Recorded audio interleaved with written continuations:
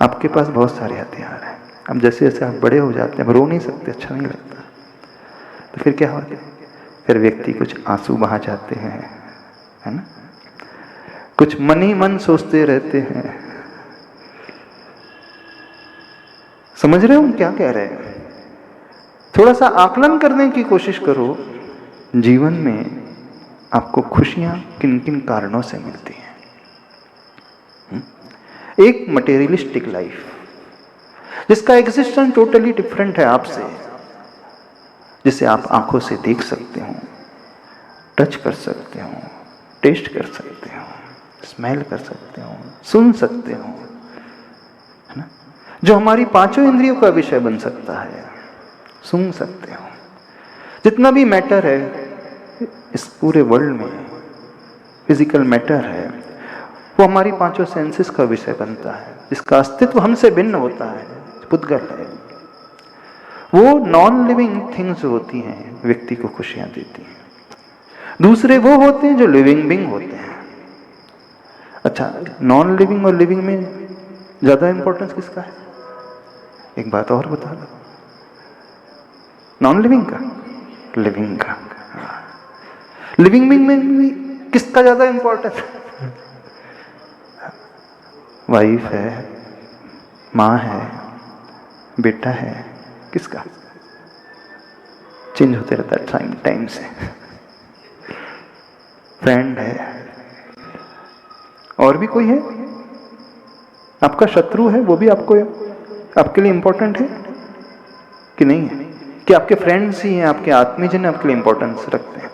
बताओ, थोड़ा और गहराई से सोचिए, जिसके बारे में आज तक आपने कभी सोचा नहीं होगा। क्योंकि अधिकतर ये होता है, दुनिया बहुत सुपरफिशियली जीती है, उसकी पूरी जिंदगी निकल जाती है, वो कभी नहीं सोचता। वो ये तो सोचता है कि मुझे खुशियां चाहिए, मुझे जीवन में आनंद चाहिए, मैं बहुत मस्त रहना चाहता हूं। लेकिन वो ये नहीं सोचता कि जो मैं चाह रहा हूं, जो मेरी डिजायर्स हैं, वो प्राप्त कैसे होंगी, अथवा मैं किन्हें चाह रहा हूं, किन के माध्यम से, किन कारणों के माध्यम से मुझे खुशी मिलेगी, वो ये सोच ही नहीं पाता। उसकी पूरी जिंदगी बीत जाती है, वो बहुत बाहरी दुनिया में उलझा हुआ रहता है, वहीं घूमते रहता है, भटकते रहता है और मर जाता है। थोड़ा सा अपने भीतर अवेयरनेस लाने की कोशिश करो, अपना आकलन करने की, अपने आप को एनालाइज करने की कोशिश करो, अपने स्वभाव को पकड़ने की कोशिश करो कि कब आप बहुत खुश होते हैं और कब आपको विकल्प उत्पन्न हो जाता है, कब आपका मन बड़ा प्रसन्न हो जाता है और कब आपका मन खेद खिन्न हो जाता है। उस साइकोलॉजी को पढ़ने की कोशिश करो, अपने मन के विज्ञान को पकड़ने की कोशिश करो। किन कारणों से आपका मन बड़ा आनंद से भर जाता है और क्या ऐसा होता है जब आप बड़े टेंशन में आ जाते हो, आपका मन इधर उधर की बातें सोचने लगता है। क्योंकि जो हम चाहते हैं, जब तक उसको हम एनालाइज ही नहीं करेंगे तो हम मंजिल तक कैसे पहुंच पाएंगे? पॉसिबल ही नहीं है। आप खुशियों को पाने के लिए, जीवन को सुंदर बनाने के लिए, अच्छा बनाने के लिए सिर्फ मटेरियलिस्टिक लाइफ के पीछे भाग रहे हो। जिंदगी निकल गई आपकी, निकल गई। कभी आपने अपने लिए समय नहीं निकाला, अपने मन के लिए समय नहीं निकाला कि मेरा मन क्या पाने से अच्छा होता है, क्या ना मिले उसे तो उसे बुरा लगने लगता है। तो कैटेगराइज करो, 3 टेबल हो गए। कल से एक नोटबुक लाया कर और पेन लेकर के आया कर, लिख लेना। बहुत इंपॉर्टेंट चीज बता रहे लाइफ की, कोई नहीं बताएगा, किसी बुक्स में नहीं मिलेगी आपको। पहले नॉन लिविंग थिंग्स उसकी लिस्ट बनाओ, जितनी भी हैं। सोना है, चांदी है, लग्जरियस आइटम है, क्लोथ्स हैं, और क्या है, फोन्स हैं, कार है, शूज है, चप्पल है, और भी है, ऑर्नामेंट्स हैं, और भी है, क्या क्या है, बहुत सारी चीजें, हाँ फूड है, लिविंग बीइंग, उसका कॉलम बनाओ। कौन है जो आपको खुशियों से भर देता है, और कौन है जो आपको परेशान कर देता है। तो हम ये पूछ रहे हैं, कितने लोग ऐसे हैं अपनी लाइफ में अपने शत्रु को इंपॉर्टेंस देते हैं?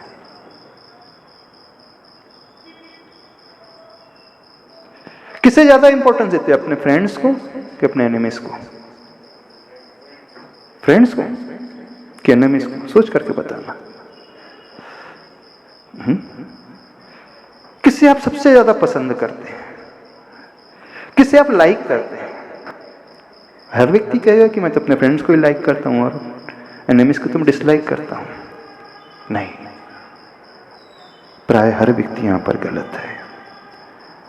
आप अपने फ्रेंड से ज्यादा दुश्मन का नाम याद करते हैं, है ना? नहीं याद करते। 20 साल पर पुरानी घटना आज भी याद आपको होगी, अभी तक नहीं भूले होंगे। भूले? नहीं भूले। 40 साल पहले उसने कैसा व्यवहार किया था आज भी याद है। 4 दिन पहले उसने आपकी हेल्प की थी, आप भूल गए। तो जितनी पुरानी घटना आपको बुरी वाली घटना याद है, शायद अच्छी घटनाएं उतनी नहीं याद होगी। तो हमारे माइंड में, हमारे मस्तिष्क में वही ज्यादा रहता है जिसे हम लाइक करते हैं। अब थोड़ी दुनिया से पूरी अपोजिट चलती है। दुनिया कहती है कि नहीं, मैं अपने फ्रेंड्स को ही लाइक करता हूँ, अच्छी बातें लाइक करता हूँ, बुरी बातों को मैं डिसलाइक करता हूँ। पर होता टोटली अदर वे है। अदर वे नहीं होता। और आपका ब्रेन बड़ा शार्प है। सबसे पहले वो क्या सीखता है, अच्छी बातें कि बुरी बातें? अच्छी बातें सीखने के लिए कितना टाइम लगता है? भक्तामृत स्तोत्र कितने को याद है? तत्वार सूत्र कितने को याद है? नहीं। गाली कितने को याद है? भक्तामृत स्तोत्र पढ़ने के लिए कितने बार आपने रिवाइज किया होगा याद करने के लिए? और गाली याद करने के लिए कितने बार रिवाइज किया होगा? रिवाइज किया? एक ही बार सुनकर के याद हो जाती है, और मंत्र बार बार रिपीट करना पड़ता है तब याद होता है। तो अपना माइंड कितना शार्प है, ब्रेन कितना शार्प है, बुरी बातों को कितनी जल्दी ग्रास्प कर लेता है। कर लेता है कि नहीं? और भूलता भी नहीं वो। तो सीधा सा प्रिंसिपल है, जिसे हम बहुत ज्यादा चाहते हैं हम उसे तुरंत पकड़ लेते हैं। तो आप अच्छी बातों को ज्यादा चाहते हैं कि बुरी बातों को ज्यादा चाहते हैं?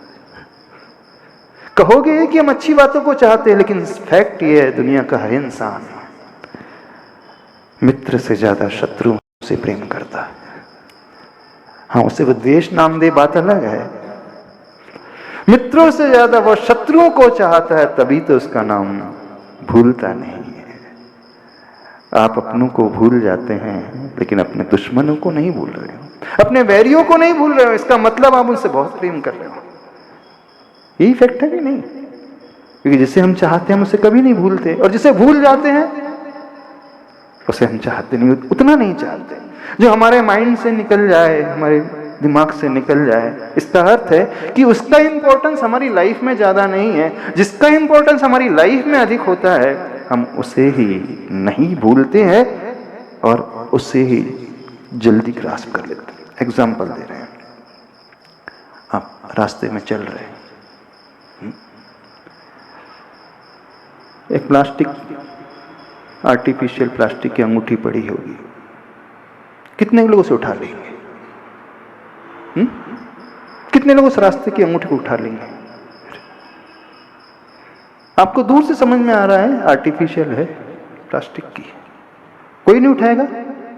अच्छा, थोड़ा दूर और चलते हैं, आपको एक गोल्ड रिंग नजर आ जाती है और उसमें डायमंड लगा है। कितने लोग उसे छोड़ देंगे? चलो आप पूछ रहे हैं। अथवा दोनों ही अंगूठी एक साथ पड़ी है, एक तरफ प्लास्टिक की आर्टिफिशियल है और एक तरफ ओरिजिनल डायमंड की है, गोल्ड की है। क्या करोगे? आपका मन कहां रुकेगा? गोल्ड की अंगूठी की ओर रुक जाएगा, है ना।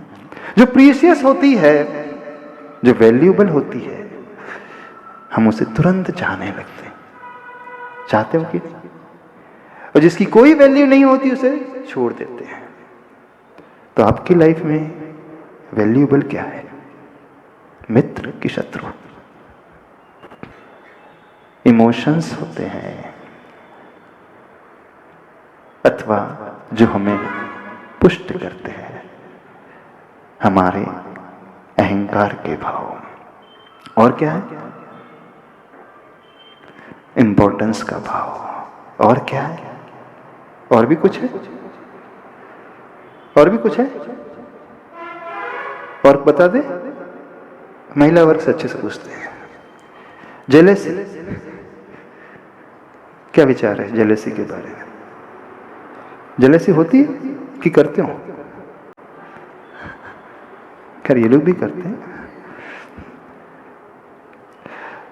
किसी से जल करके खुशी होती है कि नहीं, कि दुख होता है? बताओ तो सही। दुख होता है? हो ही नहीं सकता। अग्नि को पकड़ के कष्ट होता है कि खुशी मिलती है? हाँ? दीपक की लौ को छूने से अच्छा लगता है कि कष्ट होता है? बताओ। कष्ट होता है। तो यदि हमें पता है कि वो बुरा है, कष्ट देने वाला है, दुख देने वाला है, तो हम कभी उस दीपक की लौ को छूएंगे नहीं। आप रोज भोजन बनाते हैं, बर्नर में हाथ रख देते हैं क्या जलते हुए? नहीं, बहुत अच्छी दिख रही है, उसकी फ्लेम बहुत अच्छी नजर आ रही है, येलोइश है, रेडिश है, ब्लूइश है, तो थोड़ा सा टच करके देखते हैं कैसा है। ऐसा नहीं लगता। क्यों? क्योंकि आपको पता है वो फ्लेम जो है वो तुरंत जला देगी। और जो हमें अच्छा फील देता है तो उसे हम टच भी करते हैं। यही है ना? तो जेलेसी आपको अच्छा फील देती है कि बुरा फील देती है? वही तो पूछ रहे हैं। तो जो व्यक्ति जेलेसी कर रहा है, थोड़ा हो रही है, उसको वो अच्छा मानता है तभी तो कर रहा है।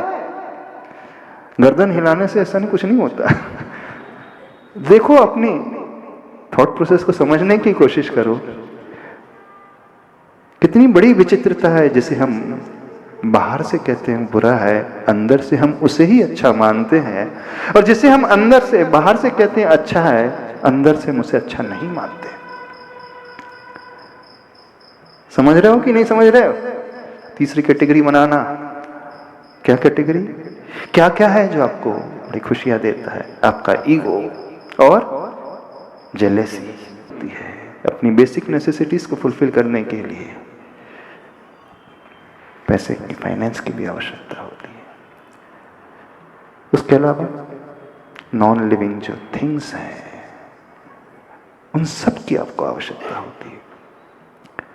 तो यदि हम होलिस्टिक तरीके से अपने आप को समझना चाहते हैं, अथवा यूं कहें, जो व्यक्ति होलिस्टिक तरीके से इस प्रकार से एनालाइज कर लेगा, वो बहुत इजीली यह समझ पाएगा कि कहां मैं लैग कर रहा हूं और कहां मैं बहुत स्ट्रांग हूं। क्योंकि सबसे पहले डायग्नोस इंपॉर्टेंट होता है। यदि हम अपने आप को ठीक करना चाहते हैं, अपने रोग को हटाना चाहते हैं, बीमारी से ऊपर उठना चाहते हैं, तो डॉक्टर सबसे पहले आपको डायग्नोस करता है ना। कितने सारे टेस्ट सजेस्ट कर देता है, CT scan, MRI, LFT, sugar, stool, और कौन कौन से टेस्ट, TMT, और कौन कौन से, ECG, EEG, KFT, पता नहीं कितने सारे टेस्ट है। और उस टेस्ट में कितने दिन लग जाते हैं, कितना खर्चा हो जाता है। जब इतने सारी टेस्टिंग्स होती हैं, उसके बाद डॉक्टर इस कंक्लूजन में निकलता है कि डिजीज क्या है। ट्रीटमेंट बाद में शुरू होता है। यदि वो डॉक्टर टेस्ट ना करे, डायग्नोज ना करे और सीधे मेडिसिन दे दे, तो क्या होगा? जाओगे ऐसे डॉक्टर के पास? नहीं जाओगे। नो डाउट उद्देश्य ठीक होने का है, बीमारी से ऊपर उठने का है, रोग को दूर करने का है। तो शरीर के रोग को दूर करने के लिए सबसे पहले डायग्नोस की आवश्यकता होती है। ऐसे ही अपने जीवन को अच्छा बनाने के लिए हमें इन सब डायग्नोस करने की आवश्यकता होगी। और विडंबना यह है कि कोई भी व्यक्ति डायग्नोस नहीं करता। अच्छे से अच्छा पढ़ा लिखा व्यक्ति कभी डायग्नोस नहीं करता, कभी देखता ही नहीं, देखने की कोशिश ही नहीं करता कि मुझे परेशानी किस में है, किस फील्ड में है। ना आप अपनी साइकोलॉजी को पढ़ने की कोशिश करते हो, ना अपने बस फिजियोलॉजी को पढ़ने की कोशिश हर व्यक्ति करता है। हर व्यक्ति शरीर के इर्द गिर्द जी रहा है। शरीर में थोड़ा सा, बॉडी में थोड़ा सा सिम्टम्स नजर आया, तुरंत फिजिशियन के पीछे पास चला जाता है, फैमिली डॉक्टर के पास चला जाता है। उससे सेटिस्फाइड नहीं होता तो स्पेशलिस्ट के पास जाता है, उससे सेटिस्फाइड नहीं होता फिर सुपर स्पेशलिस्ट के पास जाता है। फिर बेंगलोर में नहीं तो बोले चलो कहाँ जाएंगे, बेंगलोर को छोड़कर कहाँ जाओगे, एम्स में जाओगे, वहां नहीं हुआ तो फिर अब्रॉड चले जाएगा। सिर्फ एक की चिंता करता है, अपने शरीर की, बाकी और के बारे में कुछ सोचता है नहीं सोचता।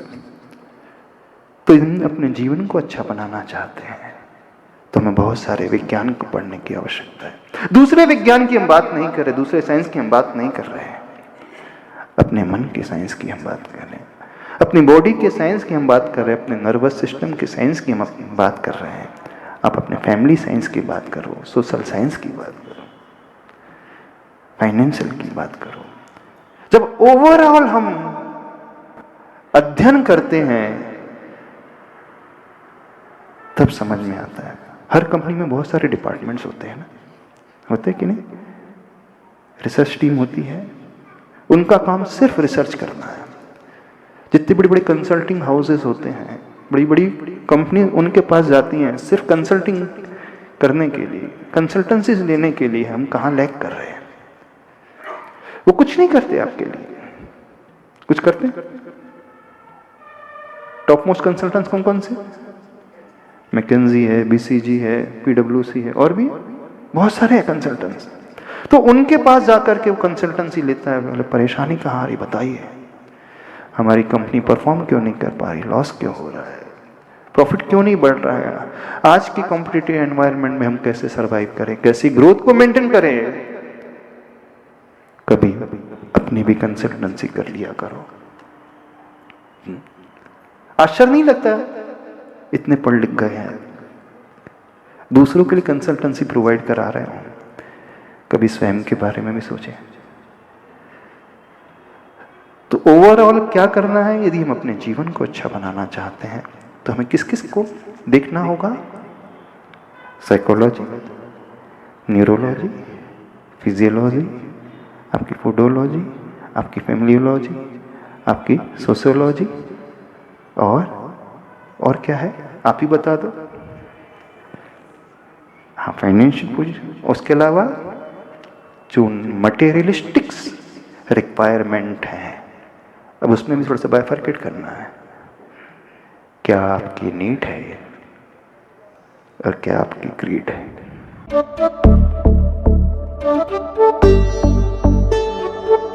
सुनो विद्यासागर की रचना जो कहलाती है हाइकू।